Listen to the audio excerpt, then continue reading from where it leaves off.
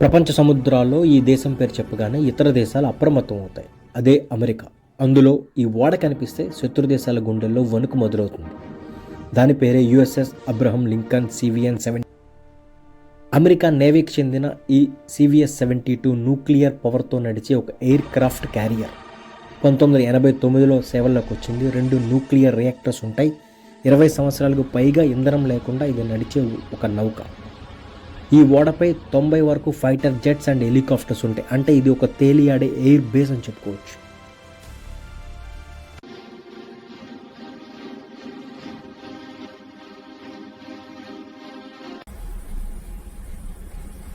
ఈ ఓడ ఇరాక్ యుద్ధాలు, middle east operation, south China సముద్రంలో పహారా, చాలా కీలక యుద్ధాల్లో పాల్గొంది. దీంట్లో మహిళా పైలట్లు, అత్యాధునిక F-35 ఫైటర్ జెట్స్, ఎలక్ట్రానిక్ వార్సేఫ్ సిస్టమ్స్ అన్నింటినీ ఒకేసారి ఉపయోగించగల క్యారియర్ ఇది.